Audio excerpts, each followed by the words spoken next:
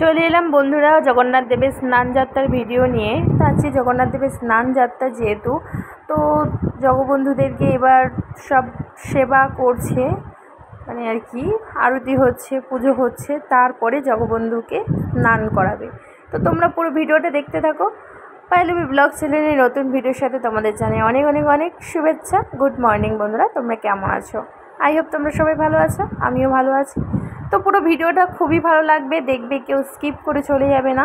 খুব সুন্দর লাগবে, তোমাদের জাস্ট মনটা ছুঁয়ে যাবে। আমাদের এখানে জগবন্ধু বিখ্যাত। তো চলো জগবন্ধুকে কিভাবে স্নান করাচ্ছে। তো এখানে দেখো জগবন্ধুকে স্নান করানো স্টার্ট হয়ে গেছে। আর জগবন্ধুকে স্নান করানোর জন্য 108 ঘড়া জল, দুধ এবং সব কিছু মিশিয়ে স্নান করানো হচ্ছে। তো এখানে পুরোহিত, পণ্ডিত, মানুষ সবার ভিড়, তার মধ্যে কিছু ব্লগার আছে, প্লাস কিছু খবরের চ্যানেল থেকে এসছে।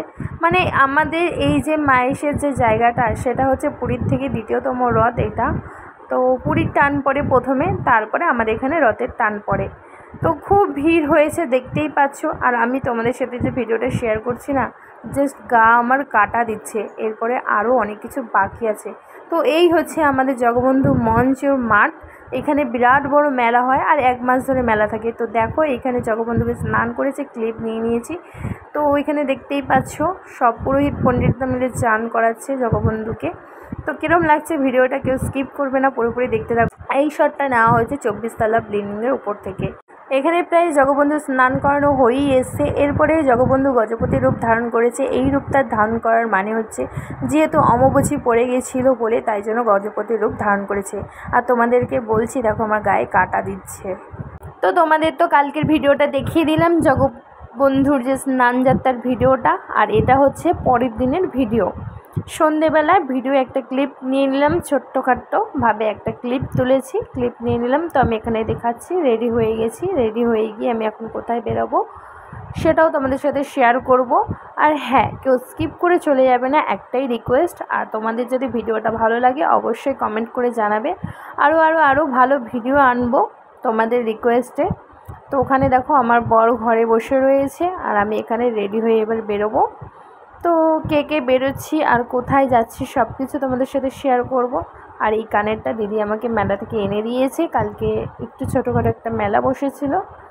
তা চলো এবার যাওয়া যাক, তোমরা সঙ্গে থাকো, সাথে থাকো।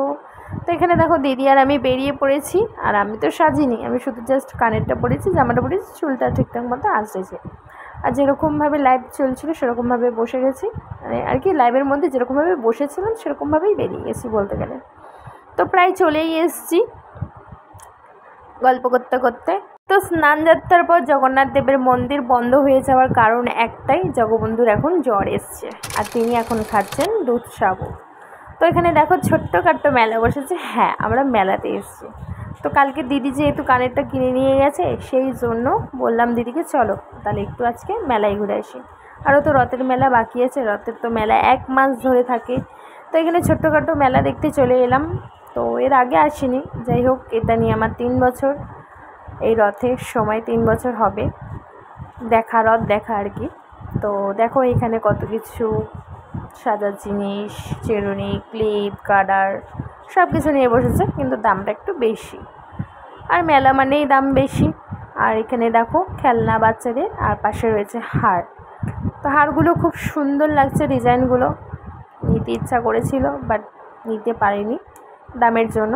তো এখানে হারের সেটের কানেরও রয়েছে, বিভিন্ন ধরনের কানের তোমাদেরকে একটু শেয়ার করে দিচ্ছি। কানেরগুলো কত সুন্দর। আমি এটার দাম জিজ্ঞাসা করছিলাম, এটার দাম নাকি বলে বিভিন্ন দাম আছে, বিভিন্ন ধরনের বিভিন্ন দাম আছে। তো আর আমি নিয়ে নিই। আর শুধু কানের সেরকম না, হাট সমেত কানেরই আছে।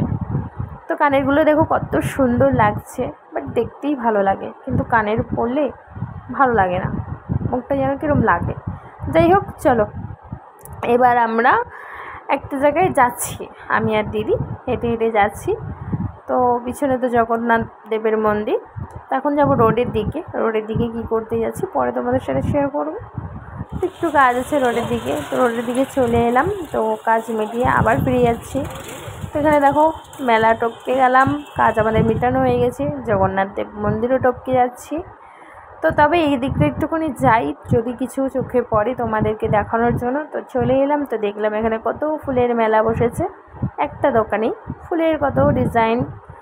তো দাম দর জিজ্ঞাসা করছিলাম, সেখানেও দাম মানে বলার মতো না। যাই হোক, এই পাতাটা দেখো কত সুন্দর, পর্দার পাশে কিংবা দরজার পাশে। আর গোলাপগুলো দেখো অতি অপূর্ব লাগছে, মনে হচ্ছে অরিজিনাল গোলাপ।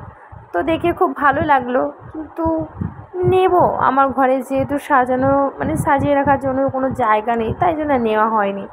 যাই হোক, পরে যখন সব জিনিসপত্র হবে তখন আস্তে আস্তে করে সব কিছু কিনবো, কিনে সাজিয়ে রাখবো। কত ভালো লাগছে না দেখতে? তো খুবই সুন্দর লাগছে দেখে, খুব ভালো লাগলো। ভেবেছিলাম নেব, তো নেওয়া হলো না। নেক্সট যখন মেলাতে যাব অতি অবশ্যই নেওয়ার চেষ্টা করব। গোলাপগুলো তো অতি অপূর্ব লাগছে দেখতে। আর এই গাছটা দেখো, গোলাপের মধ্যে কি সুন্দর গোলাপ গাছ। এটা দেখে আমি বললাম, দিদি নেবে? খুব সুন্দর লাগছে জিনিসটা। তো যাই হোক, চলো এবার টাটা বাই বাই করে চলে যাব। এখানেও কিছু দোকান বসেছে, তো এখন চলে যাচ্ছি। যেটার জন্য এসি সেটা তো পেলাম না, লাস্টে গোপু সোনার জন্য একটু তুলো আর একটু কাপড় নিয়ে নিয়েছি, গোল বালিশ আর বালিশ বানিয়ে দিতে হবে। চলো এখানে ভিডিওটা শেষ করলাম। ভিডিওটা ভালো লাগলে like comment share subscribe please. Tata bye bye.